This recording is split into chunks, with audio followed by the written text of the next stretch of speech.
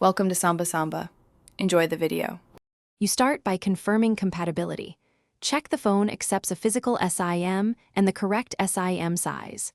Next, backup contacts and messages so nothing is lost during the swap. Contact your carrier or check their app to verify they permit transferring an eSIM to a physical SIM. Once done, request a physical SIM or activation code. You're initiating the process now, not waiting. Prepare the SIM eject tool and the device settings app so you can proceed immediately. You contact the carrier and provide the eSIM ICSID or the activation token they require. This triggers the carrier to provision a physical SIM tied to your number. Once they confirm the activation window, power off the device and insert the physical SIM using the eject tool. Make sure it seats correctly.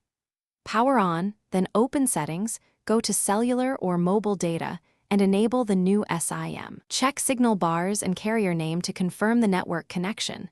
If prompted, follow on-screen carrier. You finish by testing core services. Place a call, send an SMS, and browse mobile data to confirm full functionality. If the carrier requires, remove or deactivate the eSIM profile in settings to avoid routing conflicts.